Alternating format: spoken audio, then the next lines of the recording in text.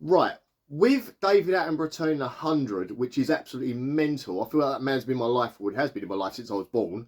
Um, I watch his documentaries. I used to watch with my grandparents. I now watch them like when they're on the telly now. They are amazing. They're still the top bar of documentaries. But while I was thinking about David Attenborough, I started to think about animals in movies, because obviously movies is my go-to thing. And I wanted to, originally I planned to do 100 animal movies as a video, but my brain was getting fried by that. So I decided to do 10. So I figured one for each decade that he lived is enough. So I'm going to do my 10 favourite animal movies. Now I had to kind of make rules for myself on this one, because trying to get animals and movies together isn't as simple as you think, because you've got to think, in the rules I made up to honour the David Attenborough thing, right, they had to be realistic animals or semi-realistic animals. It had to be based on something that was real. So it couldn't be like a unicorn or a dragon or a mogwai. It had to be something that kind of existed. Now, it could be a variation of that, but it still had to be something that existed. So whether it be a type of spider that is like a made-up version of a spider for a movie, but it's still based on something in reality, because there are things like spiders in reality. So that's where my brain was going with this, okay?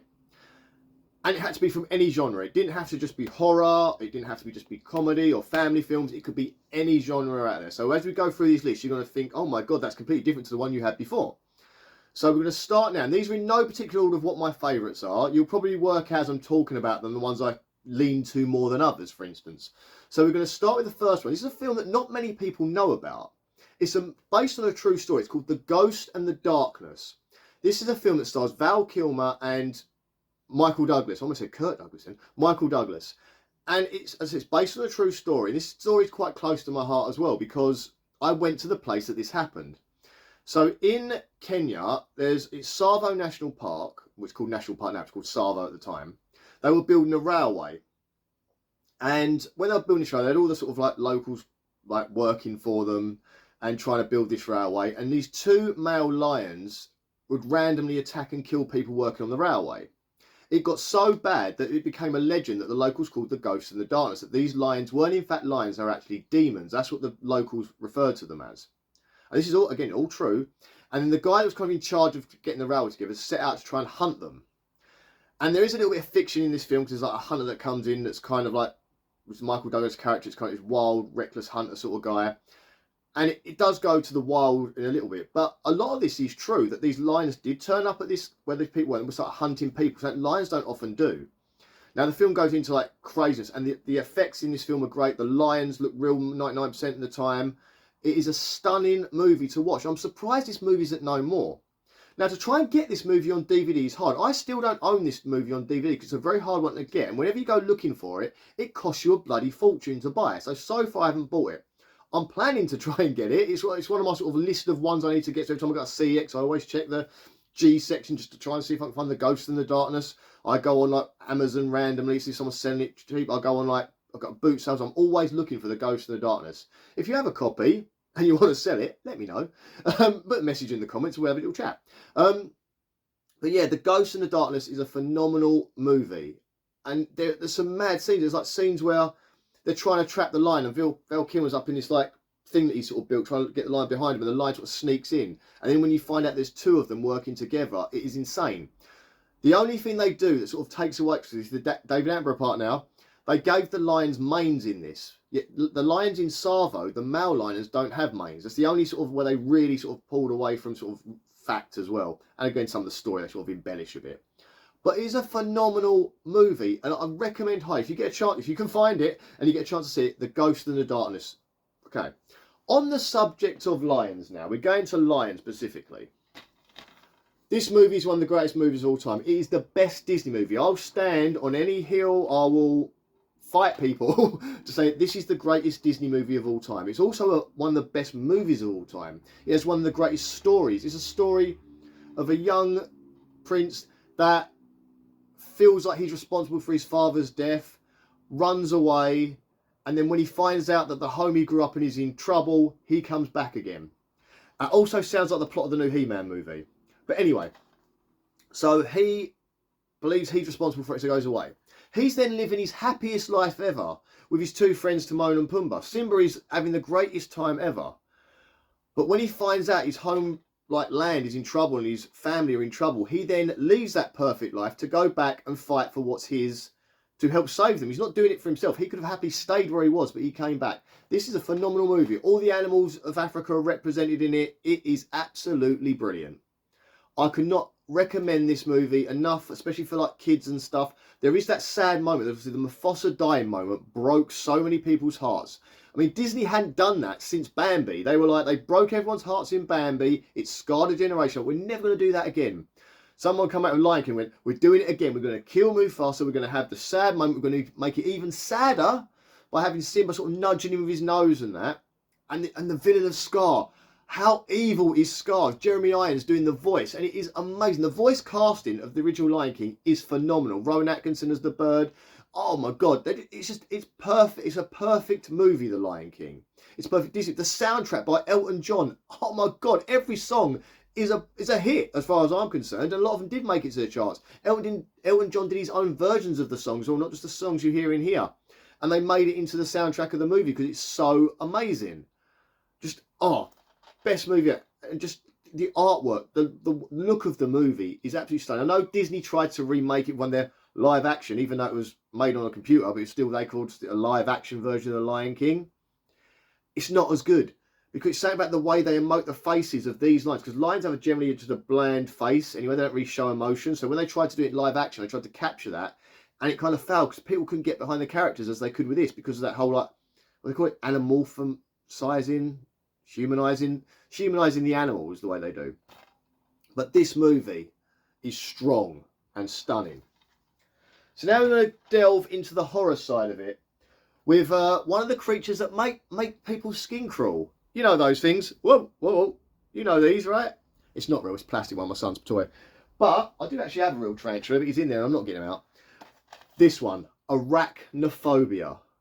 This is one of the best horror films you can show to a younger audience. It's actually a PG, but it's still a great horror film. The spider, like the way they do the spiders in this is great. It does make your skin crawl. They use certain types of spiders that can sort of crawl up and sort of go like with their little legs above things, and it makes your skin crawl. The story is brilliant. It's ridiculous and silly at the same time. There's a lot of comedy elements. John Goodman is the sort of like bug hunter guy, is one of my favourite characters in movie history. He's absolutely hilarious. So this story is about a group of scientists are off in somewhere, some rainforest somewhere, collecting bugs. And they happen to they go into this like old volcanic pit thing where like everything in there has never been discovered. So they're just looking at, for the first time ever, at these spiders. And they come across this spider that seems to work in colonies, and that's quite unusual with spiders. There are some that do it, but this is really rare in spiders. Most spiders tend to eat each other and kill each other. These spiders, sort of, as I said, work together and like work like as having like ants do really. They have a queen, and then they have these drones that go out and source the food and stuff. So they find this spider. They think they're all dead. One of them comes up and kills one of the camera workers that work with the scientists. They then ship him back to his small town in America, unknowingly that the spider actually got in to the coffin that they shipped him back on. So the spider ends up coming back to America.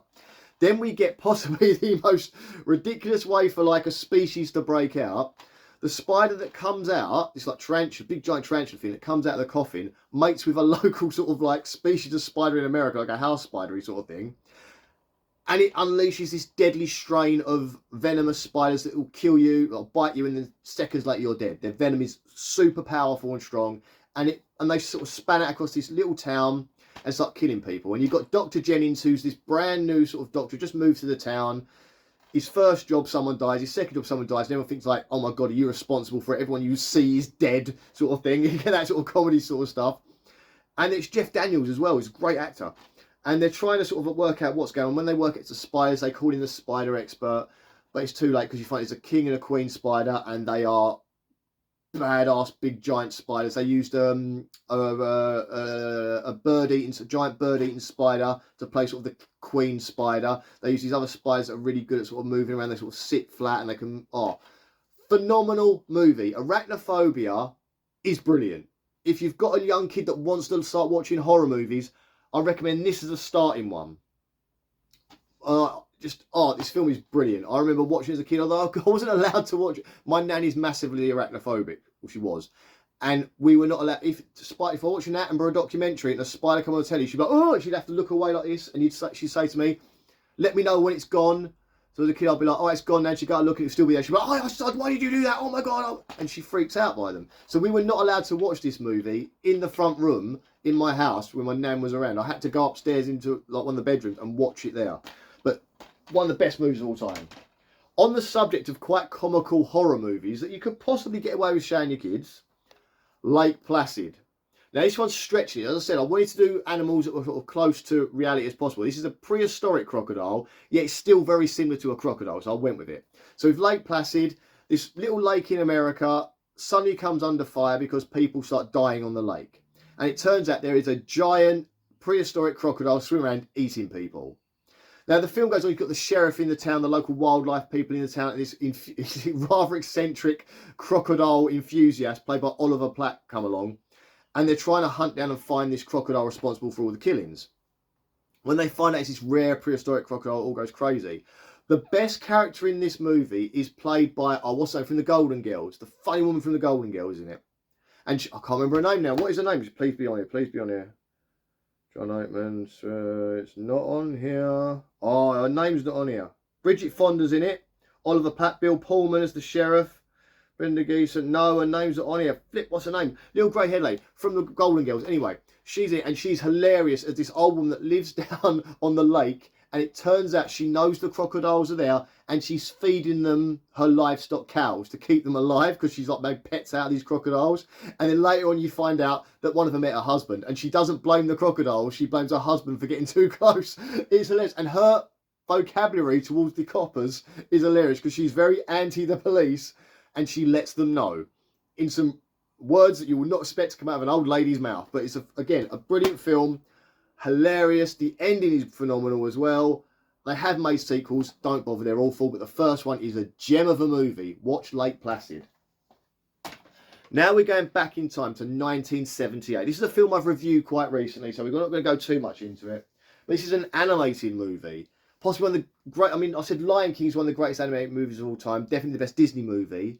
But this, to me, is the greatest animated movie of all time. Watership Down.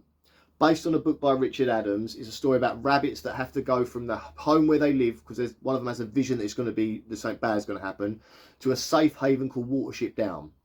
And while they arrive at their safe haven, they think they're happy. There is a rival rabbit warren led by the evil General Wormwood that ends up wanting to take them out because he feels betrayed by them or hurt by them, and he goes after them, and it ends in basically a bloodbath. Now, for a cartoon, you do not expect the amount of blood to be in this movie. You see rabbits getting their throats ripped out in this movie, dogs attacking rabbits, ripping them apart, fights between rabbits that leave them bloody and battered, and the scene that sort of gets you in the heart where Bigwig, one of the sort of like major rabbits, gets caught in a snare and he's literally being choked to death as the other rabbits are trying to dig him out and try and find a way to save him from this snare. This film has so much darkness and so much story and passion about friendship and loyalty and drama. It's just a phenomenal movie. As a child, I watched it and I didn't really take all that in. As an adult, you see a whole different movie, and the amount of times you get a new generation come along and find this, and then you see on Facebook like a young mum who's never seen it herself thinks she's find a cute little bunny film to watch at Easter with her kids, and then she has a meltdown on Facebook that she can't believe she let her kids watch the violence that is in this movie and the blood and stuff. They're like, oh my God, I thought it was a cute bunny movie, but there's blood and they were ripping each other's throats out. It was horrible. And it is quite a graphic movie. Watership Down, still one of the greatest movies I've ever watched and ever will watch. Now we're going on to another movie. Now I have a version of this movie here, a remade version, but it's the original I want to talk about. So in 1968, believe it or not, there was a movie called The Incredible Journey. It was about two dogs and a cat that were family pets. The family moved away for a bit, and basically something happened. The family had to leave their home with the dog and dump it off with a neighbour, sort of relative neighbour. This is in America where they live miles and miles away from each other. So they dropped it off with this neighbour. They had to go away, but the dog and cat, the dogs and the cat are sort of like, well, where's our owners? Don't know where they are. So they want to go back home. They want to get back home to their owners. So then they go on this incredible journey where they break out of the house they're staying at and travel across the woodland like wilderness of America to get to their home, because they've got this like homing instinct as well. And you've got an older dog who's a Labrador, a younger dog. No, the younger dog's a Labrador. Sorry, I'm getting confused now between the remake. The younger dog is a Labrador, and the older one is this like, I think it's an English Bull Terrier. Almost have the real big noses and snouts. And you've got this like Siamese cat, and they just all go together on this journey across this wilderness. They end up going up against bears and water and porcupines and all kinds of things they go up against in their journey to get back home. And it has one of the saddest endings ever that literally leaves you crying until you get the happy part of it.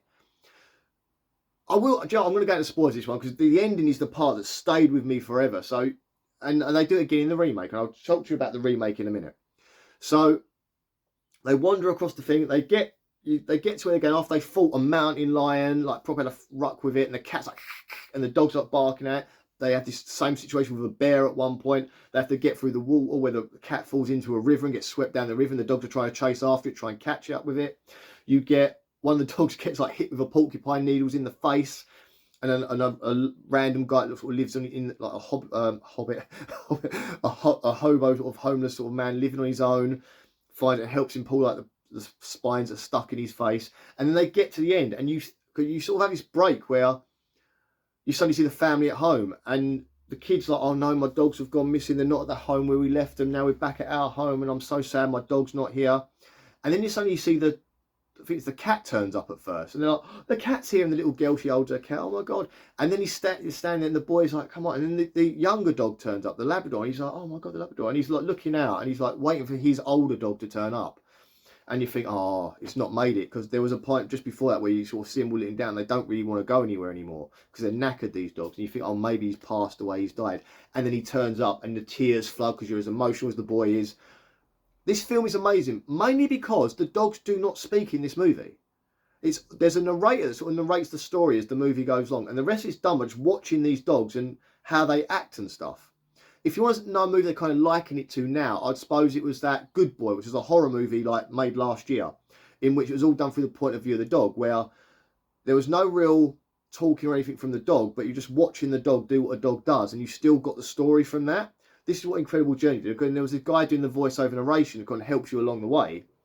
Now, Disney did remake this movie, and they changed the name of it. They called it Homeward Bound: An Incredible Journey. And when they remade the movie, they made it so that the dogs would talk and interact with each other. I think Michael J. Fox was the voice of the bulldog on it.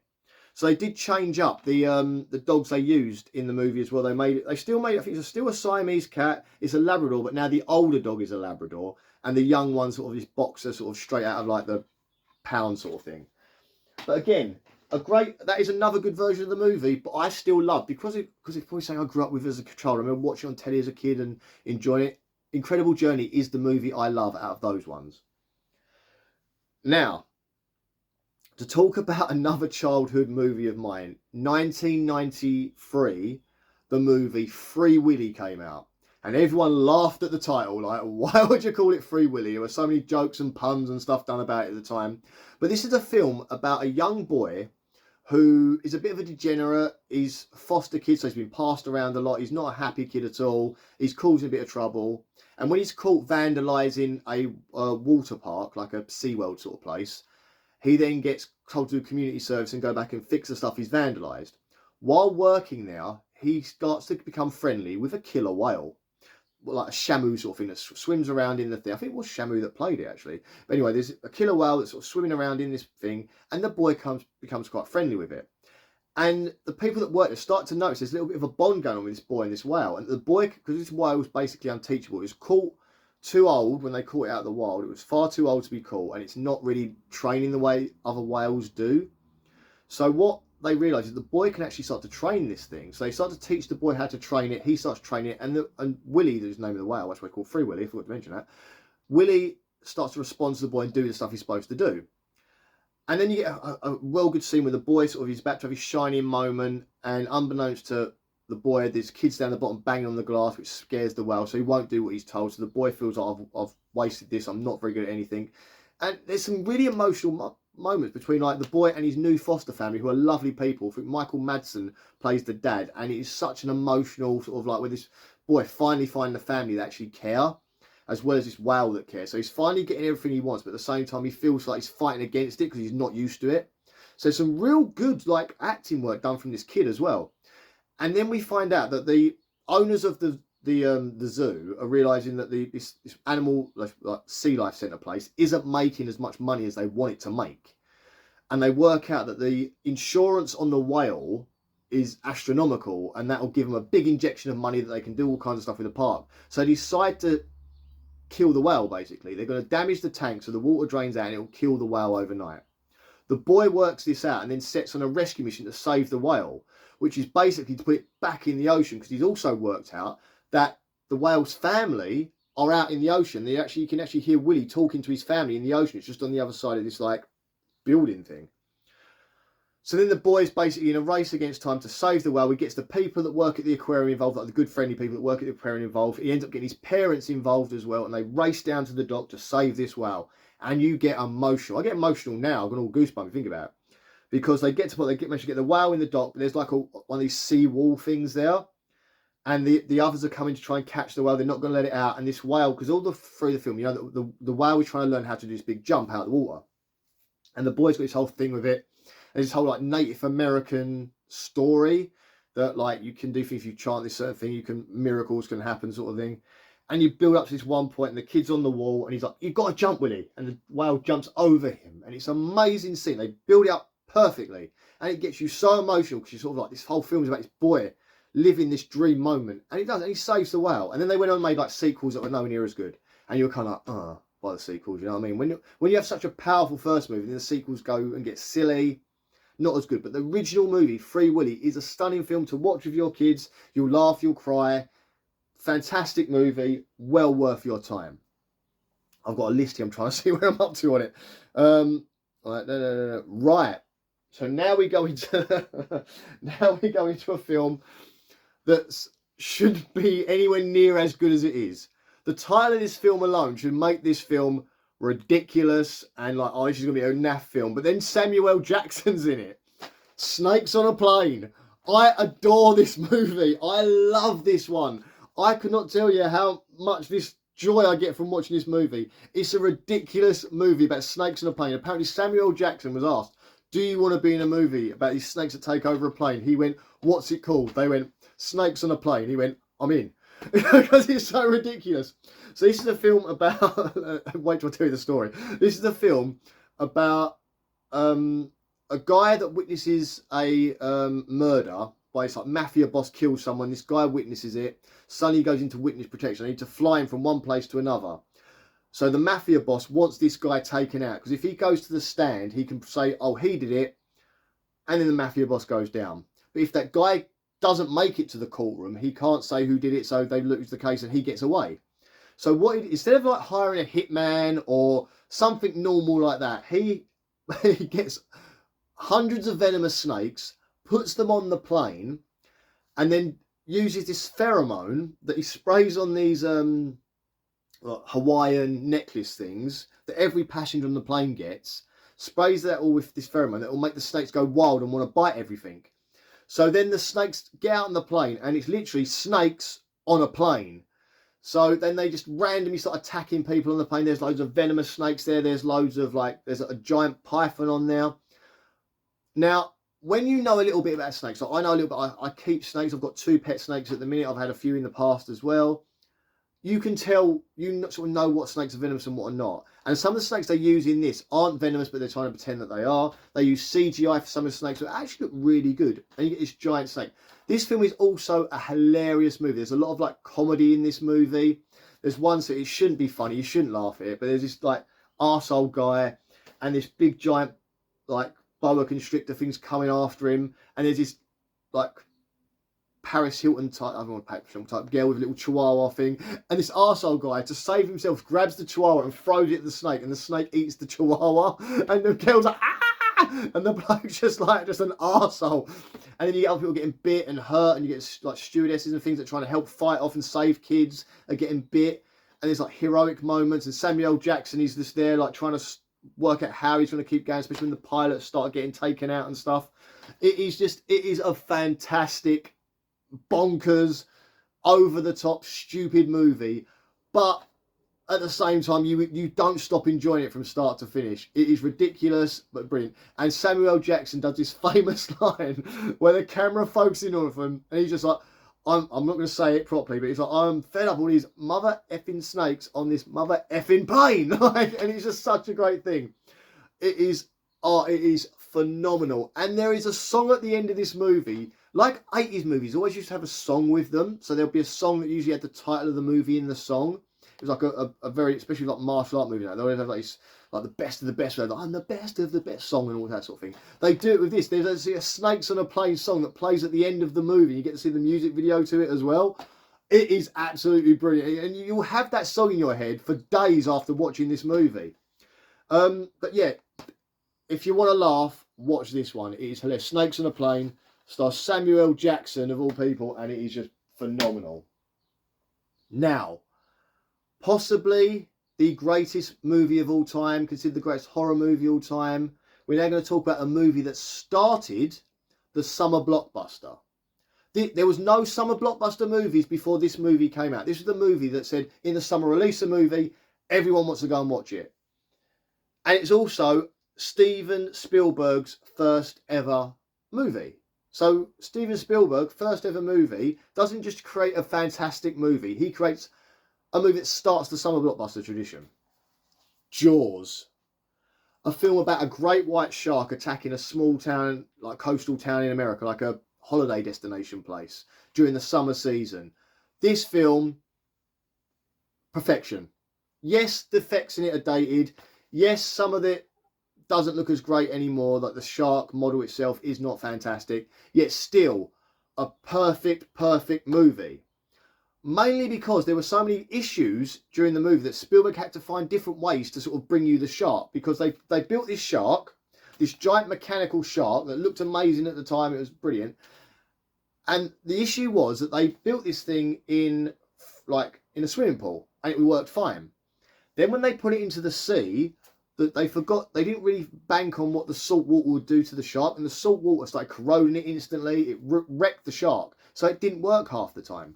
So Spielberg said, look, I can't keep using this shark because we can only use it for the important scenes now. I need something else. So they come up with the whole underwater camera thing where you've got the point of view of the shark, or as the kids say now, POV.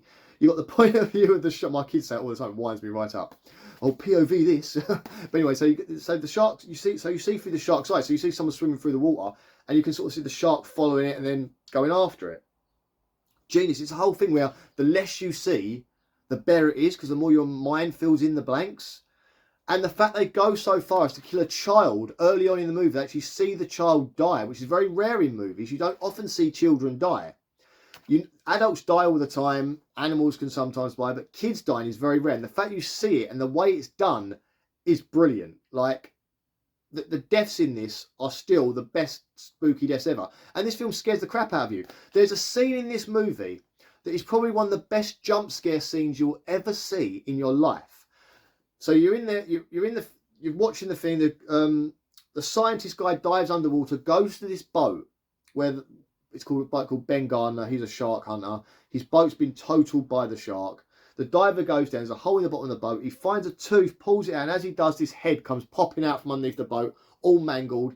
And it's saying about the way it comes out, the scream from the guy diving, the bubbles going up. Your heart skips a beat. Now, I have seen this film multiple times. Every time I still get that little tremble in there.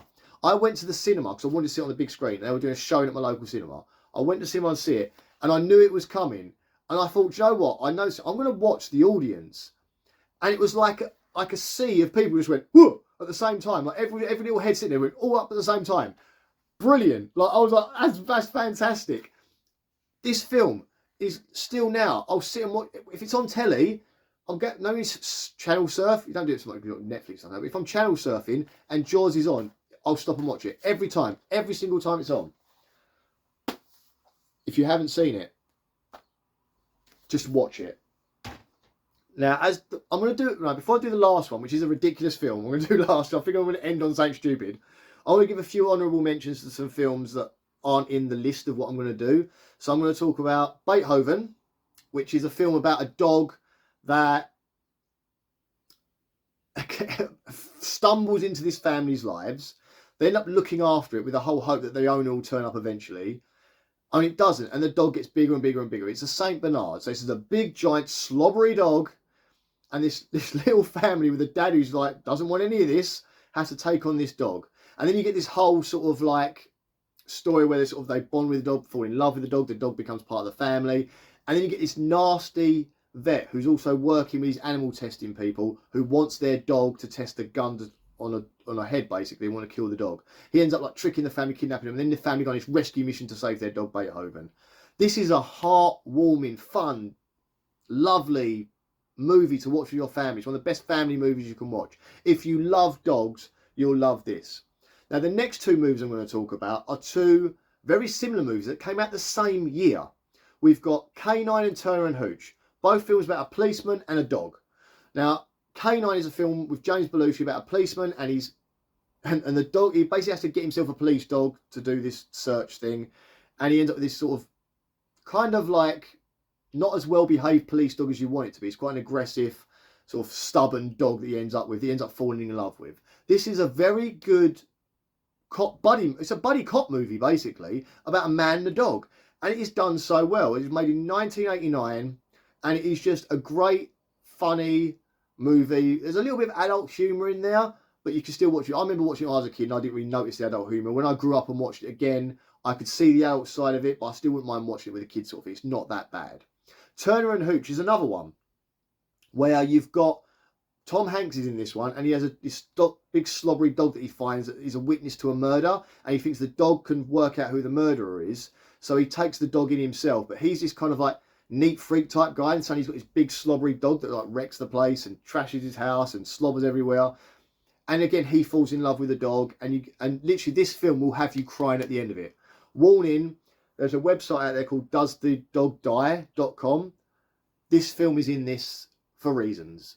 And you probably already worked out what those reasons are, but this film, I watched K9 more because K9 has a happier ending. This one has a happy ending of sorts, but you still get emotionally ripped apart by this movie. Another funny movie, this is an old one. This is Any Which Way But Loose, and its sequel, Any Which Way You Can. This is a film starring Clint Eastwood that has no right to have the animal in question in this movie. I don't know why they added it, but it makes the movie legendary.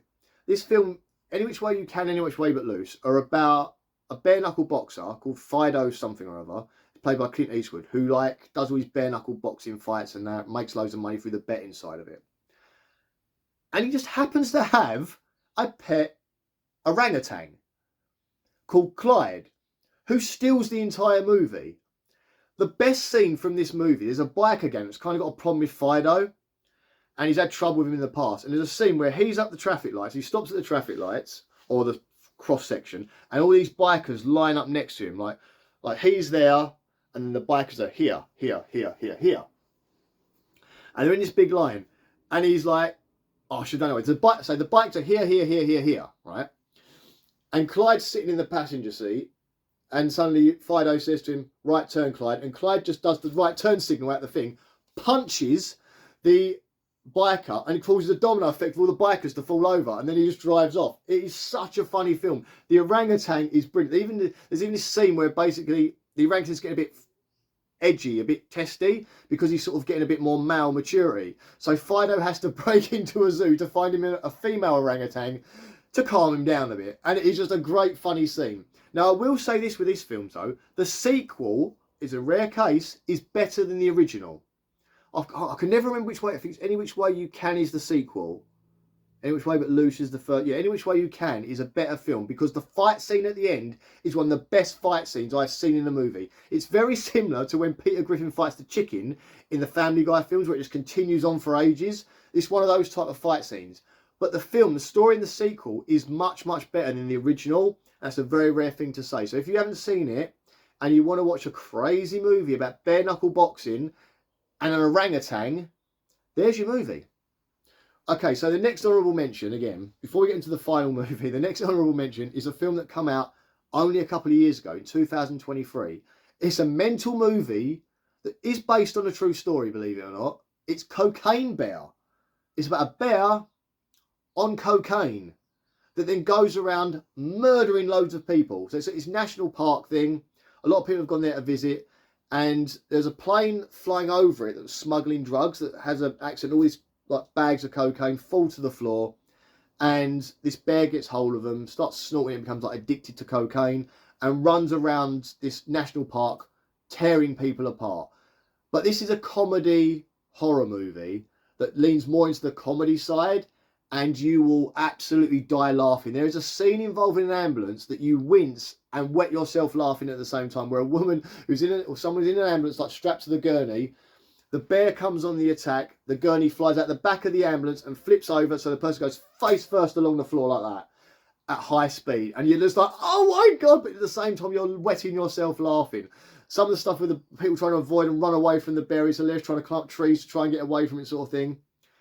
And then you find out, you do a bit of research, and this is a true story.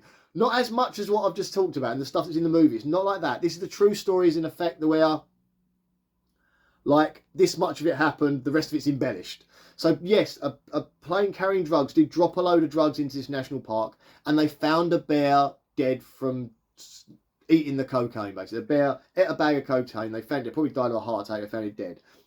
So they made a movie with that bit of story, that this bear had died from like eating cocaine. They made an entire movie out of that story. And that is brilliant. The filmmakers, I think it's a famous woman that comedic actress woman that made this movie. It's going to bug me. I might put a note here somewhere at some point for that. But yeah, but Cocaine Bear, if you haven't seen it, it is so worth your time. Much like Snakes on a Plane, is absolutely hilarious. So the last film, so that's my little honourable mentions part. So if you go through my list again, the ninth film was Jaws. Now, I'm going to end with something ridiculous again. So Cocaine Bear was ridiculous. But by far more ridiculous is a movie that came out in 2010, which is actually a twice over remake, Piranha 3D. This film is of its time. I wouldn't expect films like this to be made much anymore. It's from that American Pie sort of era where you had these random, like, quite sexualized comedies and things. This is a film about a load of prehistoric piranhas escaping and attacking a load of spring breakers during one of their spring break things in America. We don't have that in England, but oh my god, it's like a Girls Gone Wild thing, and it is absolutely hilarious. So these piranhas, they go on the attack and they start ripping people apart, and the gore in this is absolutely phenomenal. The fact they made it a 3D movie is when they started making everything 3D, and they really leaned into that with this one. This one is actually worth watching in 3D just because it will make you laugh. Christopher Lloyd plays a shark expert in it. You've got Elizabeth Sue as the sort of sheriff that's trying to sort of calm everything down, keep everything moving all right. Jerry O'Connell's the sort of director of the Girls Gone Wild, sort of like pornographic movie sort of things. And Kelly Brook, if you're British, you know who Kelly Brook is, and she's in this movie as well. And if you love Kelly Brook, you'll love this movie. But there is some super gory, like, fish attacks. And it's just a brilliant, fun, over-the-top movie. But do not watch it with children. It's an 18 for a reason. Do not watch it with children. This is not what I'm going to watch with my kids at any point, because there's a lot of sexual stuff in this movie. But there's also a lot of very gory stuff. I mean, Jerry O'Connell, what happens to him in this movie, and the image you see after what happens to him, of things being spat out then re-eaten again, make every man in the cinema go like that, if you know what I mean. So, oh my god, this film is ridiculous. And I've just realised this is the last one I'm going to end on in almost like a tribute to David Attenborough, who is a legend. As I said, I've been watching his documentaries since I can remember. I always watched them. My granddad, because he loved them. I watched them growing up. It was just something I adored doing. And there's one on now. It's about secret gardens. And it's all sort of what happens in your own back garden. And I love that. I've watched the first episode so far. And I want to get into more sort of like the urban garden and stuff, because that's the sort of stuff I grew up with. So I'd like to see that. I mean, I live in sort of like it's kind of, I live in a town, it's a place called Ashford in Kent. It's kind of like towny, but there's fields that kind of surround it and fight. It used to be a farming little town, but now it's got bigger, it's become more of a town.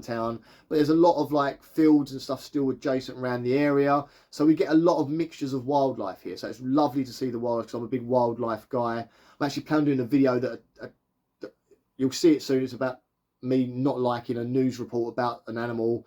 You'll see that soon, because I'm passionate about wildlife. As passionate about wildlife as I am about movies. When I first started doing YouTube, I did wildlife videos way back in the day.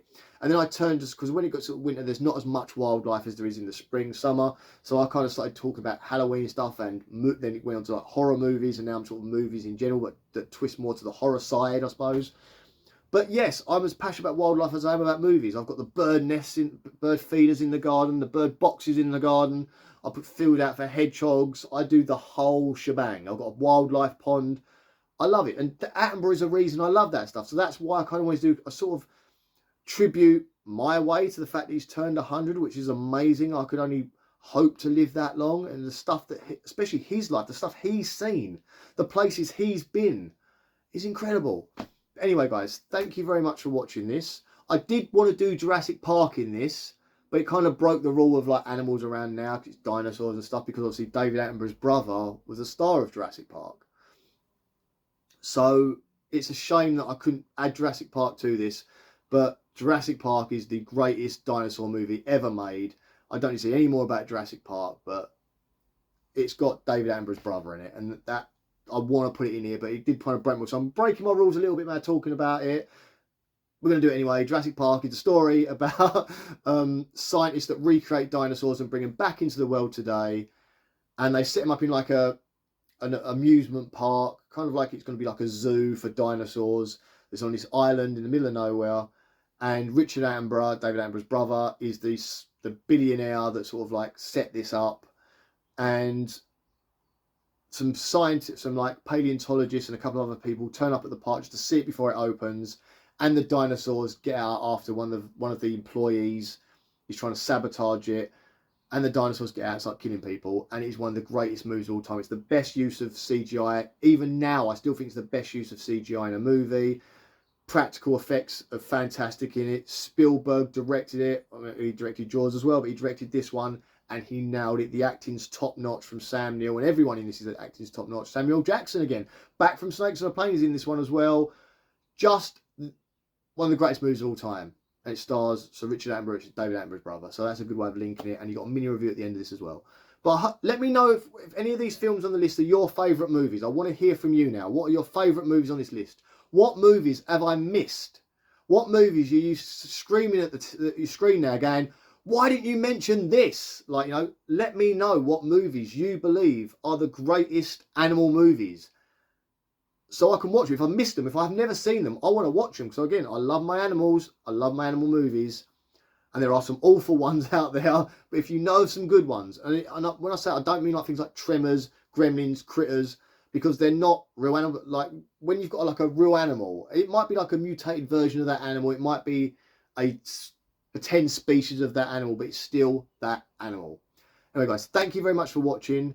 And I'll see you all very, very soon for more movie stuff. And I hope you like this one, and happy birthday. I know you're never going to watch it, David Attenborough, but happy birthday, David Attenborough. May you live forever and keep doing these documentaries, because I'll continue to watch them as long as you're making them. Thank you very much.